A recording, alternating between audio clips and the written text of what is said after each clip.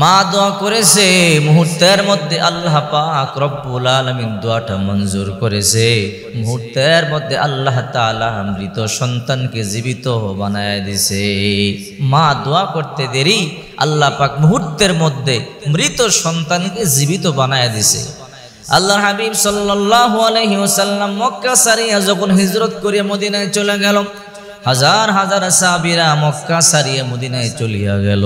ঘর সারিয়া, বাড়ি সারিয়া, সহায় সম্পত্তি সারিয়া, সন্তান সন্ততি, বিবি বাল বাচ্চা সব সারিয়া সাহাবায়ে কেরাম আল্লাহর পয়গম্বরকে জীবন থেকে বেশি ভালোবাসে, এই জন্য সব সারিয়া সবাই মদিনায় চলে গেল। এমনি এক বৃদ্ধা নারী, এই দুনিয়ার মধ্যে তার আপন বলতে কেউ নাই, তার একটা মাত্র সন্তান আছে। ওই ছেলে সন্তানটাকে নিয়ে গাটুরি বাঁধিয়া মদিনার দিকে রওনা করলো। মক্কার কাফেরগুলো বলে, রে মহিলা তুমি কোথায় যাও? বলে মদিনায় চলিয়া যায়। বলে মদিনায় কেন যাও? বলে যে মক্কার মধ্যে নবী নাই, ওই মক্কার মধ্যে আমি থাকবো না। মক্কার কাফেরগুলো বলল, তুমিও কি পাগল হয়ে গেলা নাকি? ওই মদিনার মধ্যে কোনো কিছু নাই, গরিব এলাকা, মদিনাবাসীর অধিকাংশই ফকির, ঠিক মতো খাবার খাইতে পারে না। ওই জায়গার মধ্যে গিয়া কি খাবে, কোথায় থাকবে? ওই মহিলা বলে, ওই জায়গার মধ্যে যদিও সম্পদ বলতে কিছু নাই, কিন্তু ওই জায়গার মধ্যে রহমাতুল লিল আলামিন তো আছে। এই পৃথিবীর সবচেয়ে দামি মানুষটা সেই মদিনাতুল মুনাওয়ারার মধ্যে আছে। আমি তো মদিনার সম্পদ দেখে যাই না, আমি তো মদিনার অর্থ দেখে যাই না, আমি যাই বিশ্ব নবী মুহাম্মদুর রাসূলুল্লাহ সাল্লাল্লাহু আলাইহি ওয়াসাল্লামকে দেখে। ওই নবী মদিনার মধ্যে আছে, এই জন্য মদিনার মধ্যে চলিয়া যাই। মক্কার কাফেরগুলো বলল, না তুমি যাইও না। বলে কেন? বল কষ্ট করতে হবে, মনে রাখবা একদিন আবার তোমাকে ফিরে চলে আসতে হবে, বিপদের মধ্যে পড়ে যাবে। ওই মহিলা বলে, না না, যতই বিপদ হয় আমি কোনোদিন নবীকে ছাড়িয়া আর মক্কার মধ্যে আসবো না।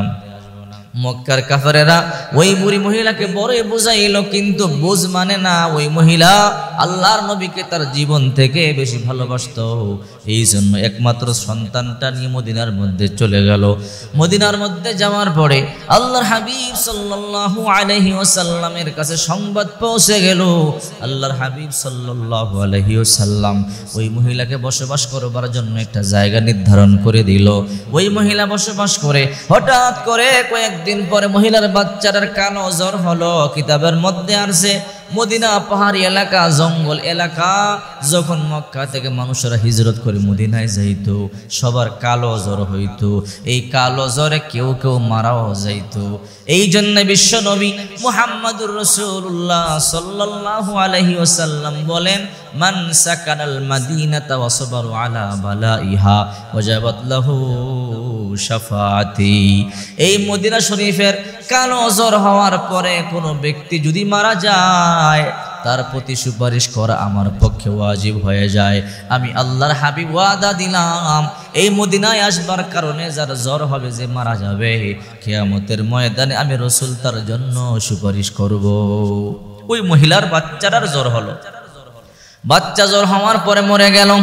মরে যাওয়ার পরে মহিলা চোখের পানিগুলো সারিয়া কান্না শুরু করে দিল, আল্লাহ, এই দুনিয়ার মধ্যে আমার আপন বলতে কেউ নাই, একটা মাত্র সন্তান, আমার সন্তানটা নিয়ে মক্কা থেকে আসছি।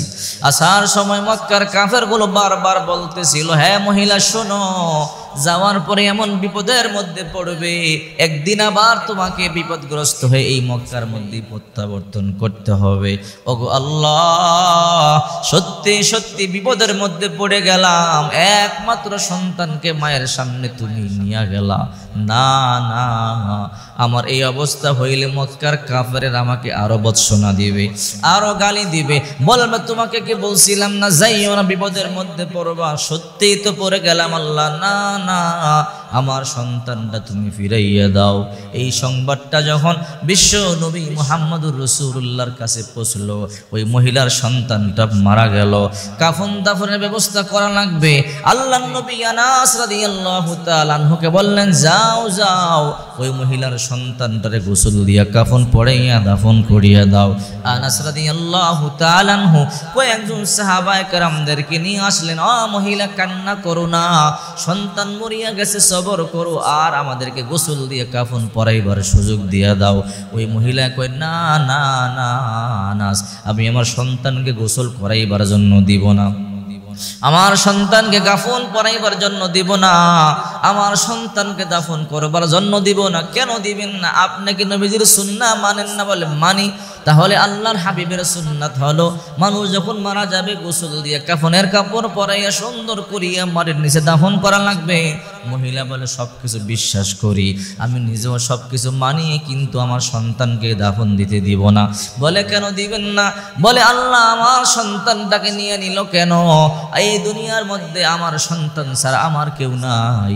আমার সন্তানটাকে নিয়ে আমি ঘর সারিয়া বাড়ি সারিয়া, আমি ঘরের মায়া করি নাই, বাড়ির মায়া করি নাই, সম্পদের মায়া করি নাই, আমার জীবন থেকে আমার নবীকে বেশি ভালোবাসি। এই জন্য আমি মক্কা সারিয়া হিজরত করিয়া মদিনায় আসলাম। আমার একটা মাত্র সন্তান। ও আনাস, তুমি তো জানো না মায়ের সামনে সন্তানের লাশ কতটা ভারী। আমি আমার সন্তানকে দাফন করতে দিব না, আমি আমার আল্লাহর সাথে কথা বলবো। ওই মহিলা চোখের পানিগুলো সারিয়া কান্না শুরু করে দিল। কান্না করে বলে আল্লাহ, তোমার জন্য তোমার নবীর জন্য সব সারিয়ে মক্কা থেকে মদিনার মধ্যে আসলাম। দুনিয়ার কোনো সম্পদ চাই নাই, দুনিয়ার সম্পদ আমার দরকারও নাই।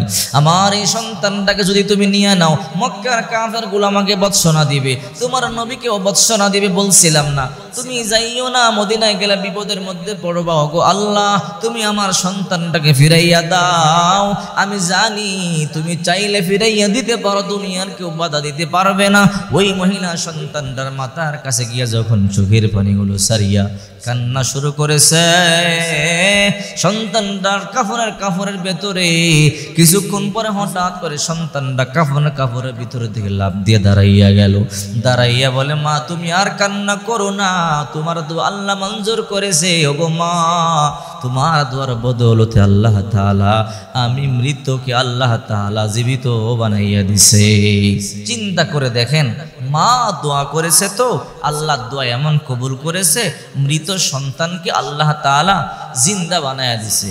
এই জন্য আল্লাহ পাক রব্বুল আলামিন বলেন, ওয়া কাদা রাব্বুকা আল্লা তা'বুদু ইল্লা ইয়্যাহু ওয়া বিল ওয়ালিদাইনি ইহসানা। আমার ইবাদতের পরে তোমাদের কাজ হলো তোমরা তোমাদের পিতামাতার কথা শুনবে, পিতামাতাকে সন্তুষ্ট করবে।